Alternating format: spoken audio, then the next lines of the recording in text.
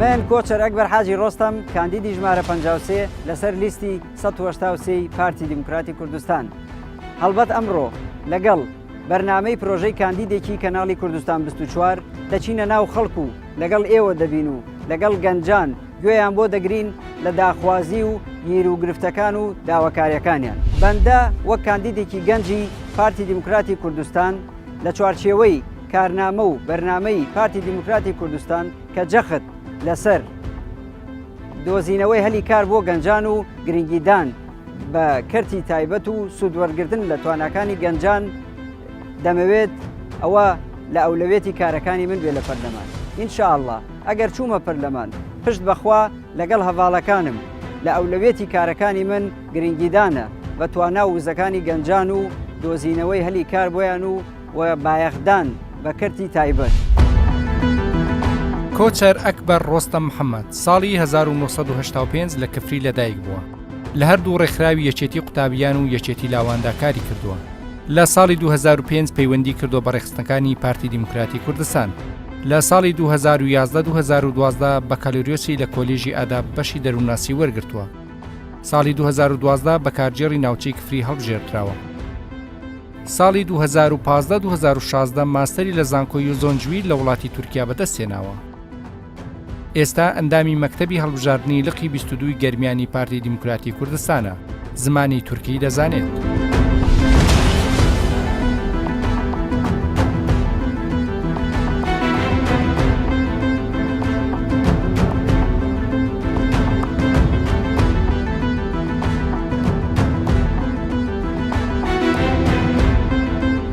یەک لەو پرۆژانەی لە خەیاڵمایە ئینشاءڵڵا پشت بەخوا ئەگەر چوومە پەرلەمان گرنگی تەواو بە کەرتی تایبەت و هەلی کار بۆ گەنجانتە. جا ئەمەوێت تۆش وەکو گەنجێک چی تێبینێ سەرنجێک تێ لە خزمەتە. من 27 ساڵە لەم وڵاتەیە لەم شارەیە بەتایبە شاری کفری. من جنسیەکەم نووسراوە کفری کەرکوو لە جنسی عێراقیەکەم هە نووسراوە کفری دیالە. هەتا ئێستا نازانم ئەی شارە سەر بە چی پارێزگایەکە. ئایا پارتی دیموکراتی کوردستان لەم شارە و لە گەرمیان و لە سلێمانی و هەڵەبجە و ڕاپەڕین دەسەڵاتی سەرەکی بووە؟ من لەگەڵتان پارتی لەم سنوورەیە باڵادەست نەبوو یەکەشی، بەڵام لە هەمان کاتە من وەکو گلەیی بڵین لە کۆچەر ئەکبەر حاجی ڕۆستەم هیچ گومانێکم لە دڵسۆزی تۆ نییە، گومانم لە دەستپاکی تۆ نییە، گومانم لە چاکی و پاکی بنەماڵی تۆ نییە کە تا ئێستا خزمەتان کردووە. بەڵام من هیوادارم ئەولەوێتی کارەکان و ئەساسیەن کە خەڵک دەنگ بدا بە تۆ لەسەر پرۆژەی داهاتووی تۆ بێ. ئەبێ سەرەتا بڵێن پرۆژە و بەرنامە و کاری ئێمە بۆ داهاتوو ئەوەیە، نابێ بڵێن لە ڕابردووە ئێمە ئەوەمان کردووە. ڕیشی سەرکردەکەت تۆ بە تۆ چی؟ تۆ با سەرکردەکەت باشێ، من تۆ ئەناسم بەڵام کەسێکی تر تۆ ناناسێ. بەس لە کاتی دەنگدانەکەی خەڵکان لەبیر نەبێ. هیوادارم خەمخۆری ملت بن، خەمخۆری شارەکان بن، ئاوەدانی زیاتر پەرە بدرێت بە هەلی کار خزمەت گوزاریش. گەنجان زۆر دەست بە تاڵ نیساکە، بێعیشیە زۆر ڕووی کردە لەم وڵاتە. بە هیوام پەرلەمان لانکەی گەنجی وەکو جەنابت بێ و ئەو پرۆژانەی کە پێت ڕابینم لەوەنەی کە جەنابت دەناسن. ئێمە سەرکەوتن ماگەرەکە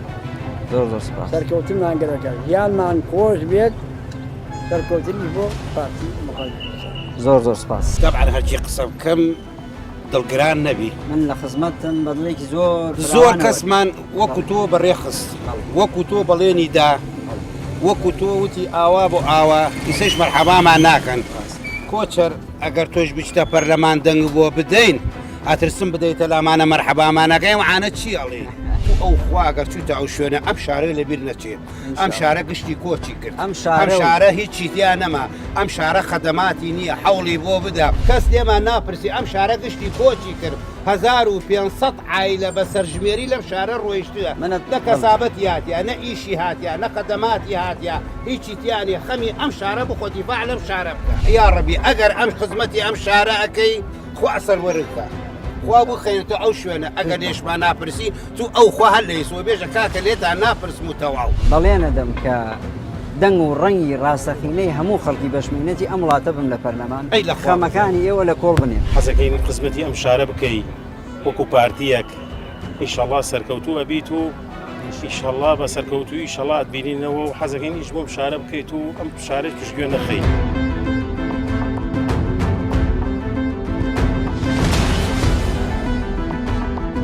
یەکێک لە پرۆژەکانم گرنگیدانە بە کەرتی تایبەت و هەلی کار بۆ گەنجان و سوودوەرگرتن لە وزە و توانەکانی گەنجە وەکو گەنجێکی تێبینیە سەرنجێ هەبێم لە خزمەت. کاک کۆچە منم قسم لە هەموو کاندیدەکان بیستووە ئەی تا چەند ڕاستە دیمان بەدەیان و بە سەدارمان دی ڕۆشتن سەر کورسی و لە پەرلەمانە و دوای ئەستا هەر جوابی تەلەفۆنەکانشمانیان نەداوەوە ڕاستێک بڕوا ناکەم کەسێ منێ من دژاتی پارتی کردوێ بڕوا ناکەم کەسێ منێ جنی بەدی داوێ پێتانە هیوای سەرکەوتن بۆ خوازم تۆ بووی لەسەر ناوچەی پارتی ئێوە بوون تەقەتان لە ئێمە کرد من یەکێ بوون لەو خۆپشاندانایی کە ئەمەندە مەشغوڵی بەرداویشتن و ئەوەندە مەشغوڵی بارەکەکانتان و بیستێنم دوای ئاگام لێ بوو کاکەجان ئەزانی چۆن شەروالەکەم فیشەکی پێ خۆپشاندەر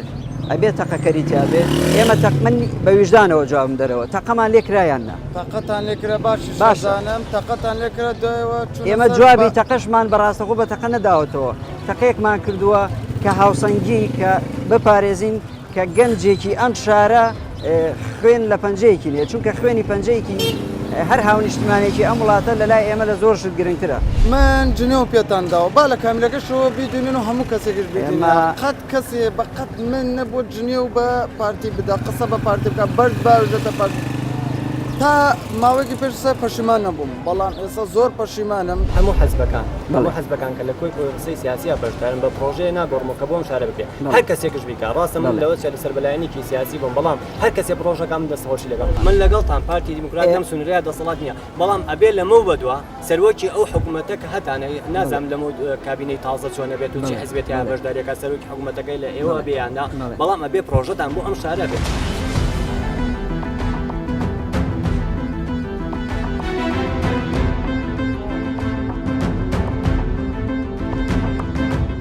لەو پرۆژانەی کە ئەمەوێت لە پەرلەمان ئینشاءڵڵا ئەگەر چوون منەوە دەپرسم بۆ کەمەندامان کە تای ساگە کەس بەڕاستی ئیشی وەی نەکردووە ئایا پرۆژەیاسای ئێوە بۆ پەرلەمانی کوردستان چیێ کە چوویتە پەرلەمان چیت پێ ئەکرێت ئینشاءڵڵا ئێمە من وەکو گەنجێک ئینشاءڵڵا ئەگەر چوومە پەرلەمان زۆرن ئەو پرۆژانەی لە خەیاڵمانایە و ئەمانەوێ بیکەین بە واقع لە پەرلەمان ئینشاءڵڵا لێرە باس لە هەلی کار و سوودوەرگرتن لە توانای گەنجان و گرنگیدان بە کەرتی تایبەتەکەین من ئەمەوێت چوومە پەرلەمان ئینشاءڵڵا گرنگی تەواو بدەم و گرنگیدان بە کەسانی خاوەن پێداویستی تایبەتیش لە ئەولەوێتی کارەکانی منە هیوای سەرکەوتن بۆ خوازم ئینشاءڵڵا دەماناکەم دەربچیت لێش ڕابینم ئیشکوێی هەرچەنە خۆم دەنگ نادەمێت لەبەرەوەی بە حکمێ بدەی من داوات لێکەم ئەم جارە کۆچەر تاقی بکەیتەوە بۆی دەنگ و ڕەنگی ڕاستەقینەی تۆ بێ کاتێک کە چوویتە پەرلەمان و ئەوانە دڵنیام کەسێکی سەرکەوتووی و خەمخۆری گەرمیانی وەکو کەسوکاری شەهید و ئەنفال و ئێوە بنەواڵن لەم شارە و لە گەرمیانە ناسراون و هەموو کەسێ ئێوەی بینیەوەوانە ئێوادارین بە یەک چاو خزمەتی بە یەکسانی خزمەتی ئەم دەفەرە بکەن تۆکو کەسێکی کە لەسەر پارتی دیموکراتی کوردستان کەسێکی ناسراوی ئەم شارەیت وەکو ئێمە بزانم تا ئێستاکە هیچ کەسێک لە کفریە وەکو جەنابەت خۆی هەڵەبژاردووە لەسەر ئەم لیستەیە تۆ وەکو ئەگەر سبەینە دەرچوویت بۆ پەرلەمانی کوردستان چی بۆ گەنجەکەی چونکە گەنجی ئەم وڵات ئەم شارە بەڕاستی تایبەتی ئەم شارە گەنجەکانیان زۆر یعنی مەکتەب تەواوەکان هەر لە ماڵەوە.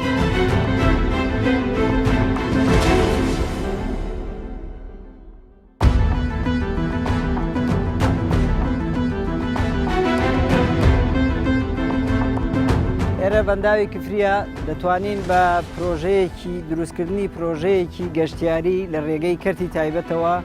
هەلی کار بۆ سەدان گەنجی بەشمەینەتی ئەم وڵاتە بڕەخسێنین بۆیە من وەکو کاندیدێکی گەنج ئەگەر ئینشاءڵڵا چوومە پەرلەمان ئەم بەنداوە و هەموو بەنداوەکانی تری ئەم هەرێمە کاری لەسەرەکەین بۆ ئەوەی پرۆژەی گەشت و گوزاری لەسەر دروست بکرێ و هەلی کار بۆ هەموو گەنجە بەشمەینەتەکانی ئەم وڵاتە بڕەخسێنین. یەکێک لەو پرۆژانەی کە لە خەیاڵمانایە و ئینشاءڵڵا لەگەڵ هەواڵەکانم لە پەرلەمان ئەگەر چووینە پەرلەمان بیکەین بە واقع و ئیشی لەسەر بکەین گرنگیدانە بە کەرتی تایبەت و هەلی کار بۆ گەنجان و وەرگردن لە توانە و وزەی گەنجان جا جەنابیش دۆک و گەنجێک حەزەکەم بدوێنم چیت هەیە لەسەر و بابەتە من یەکەم جار دەستخۆشی لێگەم بۆ هیوای سەرکەوتن بۆ خوازم هیوادارم سەرکەوتوو بیت و ببیتە یەکێک لەو ئەندام پەرلەمانەیەکەوە لە پەرلەمانی کوردستانە دیفاع لە شارەکەی خۆت بکەی ئاواتی ئێمە سەرکەوتن ئینشاڵڵا ئێمە دیفاع بەرگری دیفاع لە هەموو شار و شارۆچکەکانی کوردستان بە شاری خۆمان نەزانین و ئینشاڵڵا لە چوارچێوەی بەرنامە و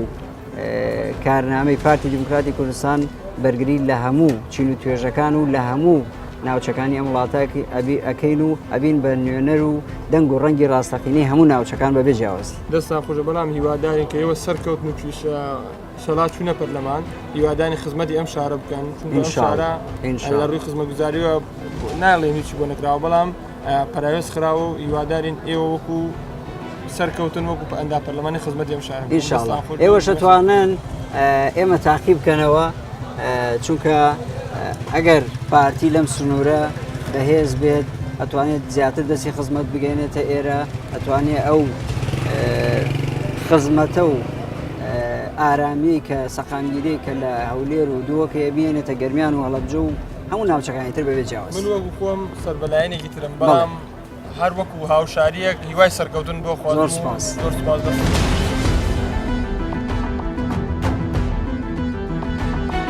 گەنج هەمووی سە حالەن بێکارە ئەگەر بتوان کارێ بکەن لە پەرلەمانی کورسانە جگە لە حەزباتیمانە بخەنە لاوە ئیش بۆ گەنجکەن خەڵک چی گەرە خەڵک معیشەتی گەر خەڵک ژیانی گەرەکە بتوانێ هیچکە لە پەنام حکوومەتەوە بۆ خۆی بۆ خۆشحاڵی و ئەو شتانەوە ئەی پەیمانەوە سە بە خەڵکە دەیت هەر هەمانش دەرە پەرلەمانیشە ئینشاڵڵا ئەوە نەک تۆ هەزاران بۆم شەوە هات و لاخیرە هیچ هەژماریانش گۆڕی هەژماری بالایانش لا نەما چەندین جا قەولیاندا بۆ خەڵکە ئەمە واکەین واکەن هیچ ئینشاڵڵا من نەژمارە ئەگۆڕم چونکە لە پەرلەمانیش بم ڕۆژانە لەم شەقامانە منە بینیتەوە وڵاتری هیوادارم سەرکەوتوو بیت زۆر سپاس هیوادارم متمانم پێ ببەخشی و پشتیوانم وەکو گەنجێک بەڕاستی ئەمە لە سەرەتاوە کە هەموو لە کاتی هەڵبژاردنەکانە خەڵک کە دەنگەدا بە هەموو حزبەکان هەموو کاندیدەکانیان فکری هەموو حزبەکان ئەوەیە کەوا ئاکەین بۆ گەنجان و ناکەین بە گەنجان بەڵام لە کردار شەکدا هیچ کرداری جێبەجێ ناکەن هەمووی دروشمی بە هیوام هەموو ئەو کاندیدانەی کە خۆیان پاڵێراوە بۆ پەرلەمانی کوردستان هەمویان سەرکەون لە پێناوی بەرژەوەندی تاکە کەسی و لە پێناوی بەرژەوەندی تەسکی حزبی نەبێت لە پێناوی بەرژەوەندی گشتی هاوڵاتیان جەنابیش وەکو گەنجێک کە لێرە دانیشتووی کارەکەی هەموو کارێک پیرۆزە لەلای ئێمە ئەتوانی سەرنجێت تێبینی شتێکتە بێ من لە خزمەتدا بم وڵی من حەزەکەمە چی گەنجە بیعیدانشە بە ئیش بکاتەوە بۆ خۆیتەوە لەو زیاترمان نییە لە قسە ینی گەنج بۆ خۆی ئیش بکە ئیش بکات ئەم شارە بێ ئیش کەوتە ئەم شارە گەنج ناتە ئیش بکات ناتە ژنی بۆ خۆ بێنێ ناتە هیچ من حەزەکەم هەچی دروست بکەن بەس بۆ گەنجی باشە گەنج بۆ خۆی ئاوادان خۆیەکە خزمەت خۆیەکە شان نادە جیاڕۆ بۆ خارج ئەڵە وڵات خۆی دانیشەیە بۆ خۆی کاسبیەکە و ژیانی خۆشەوێ و زیاترمانی لە خۆ زیاترمان گەنجەکان گشتی بی ئیش و بیکارن نە معاشمانەیە نە ڕاتبیمانەیە نە هیچمانەیە نە کارش هێما خەڵکی سەر ئەم شارە خۆی دیتە جێڕە بۆ خارج بۆ ئەم شارە خۆشە ڕۆ دیتە جێڕە بۆ خارج بۆ لە شارێ خۆم نەمینە هیوای سەرکەوتنە بۆ دەخواسی زۆر سپاس حەزەکەن وەکو گەرمیانیە لە سنووری گەرمیانە لەسەر لیستی 183 ئێمەش پێشمان خۆشە ئەمەش وەکو پارتی پاڵپشتی دەکەین حەزەکەن ئەو لیستە سەرکەوت چونکە ئەو لیستە لە هەرێمی کوردستانە بەڕاستی تاکە لیستە توانێت ئیشی کار و چالەکیەکان و ڕۆژانەی خەڵک و خۆش خزمەتگوزاری بۆ خەڵک و داگیرکردنی هەموو شایستەدارایەکان بۆ خەڵک بەڕاستی لەسەر لیستی 183 پارتی دیموکراتی کوردستان بەدەستێنێت.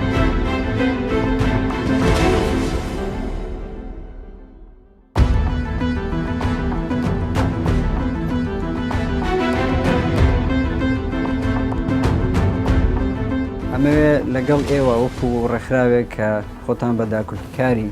مافی گەنج و لاوان نەزانن منیش پرۆژەیەکم هەیە ئینشاءڵڵا ئەگەر چوومە پەرلەمان لە ئەولەوێتی کارەکانی من بێ گرنگیدان بە توانای گەنج و وزەی گەنج و گرنگیدان بە کەرتی تایبەت و ڕەخساندنی هەلی کار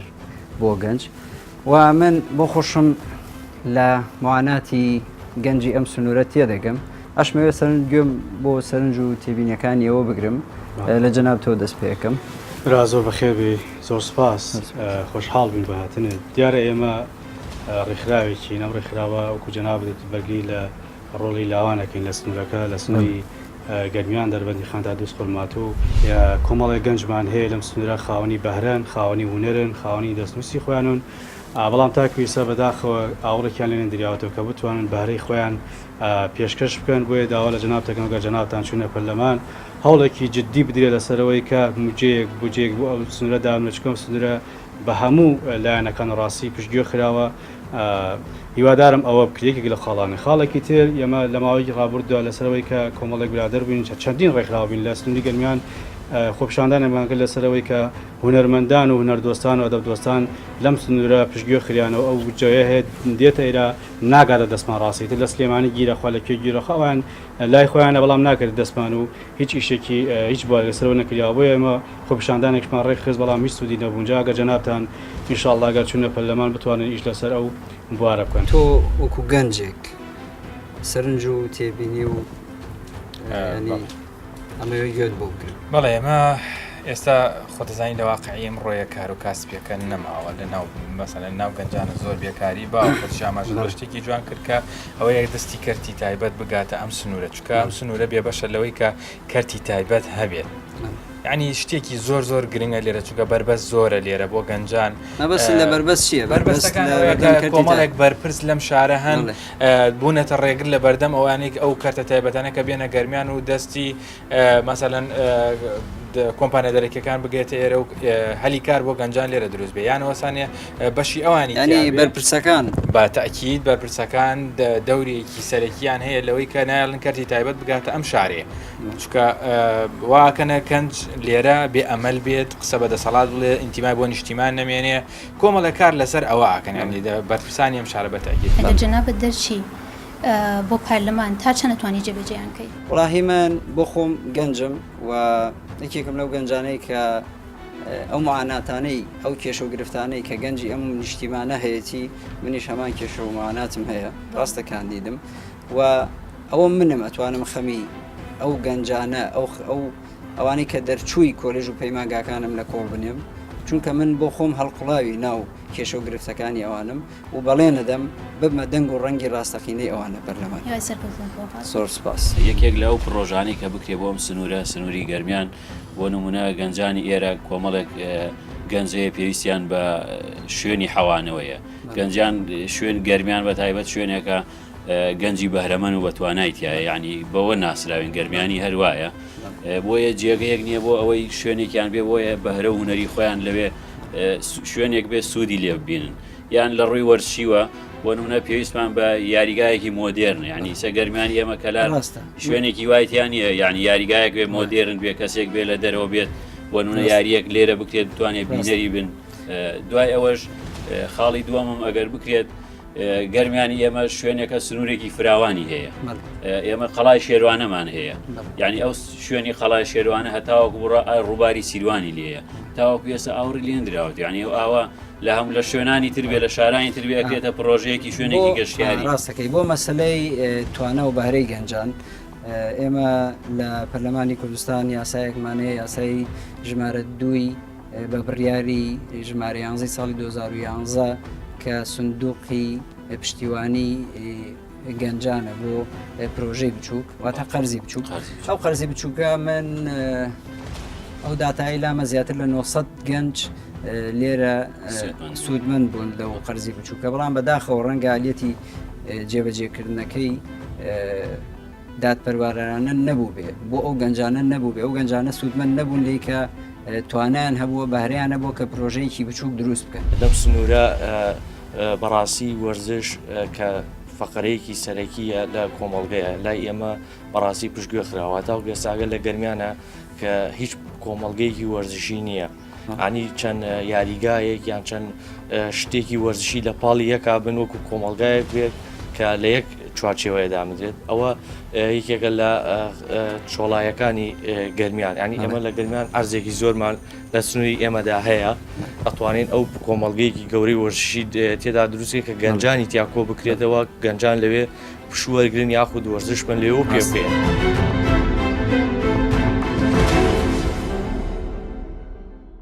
گرنگیدان بە کەسوکاری شەهیدان و ئەنفالەکان لە ئەولەوێتی کارەکانی منە بێ گرنگیدان بە مامۆستا بە قوتابیان بە هەموو چین و توێژەکان و بە پێشمەرگە قارەمانەکان لە ئەولەوێتی کاری من دەبێ و ئینشاءالله ئەگەر ئێوە متمانەتان بە من بەخشی لە پەرلەمان ئەو خەمەی ئێوە لە کۆڵەگرم و دەنگ و ڕەنگی ڕاستەقینەی ئێوە دەبێت.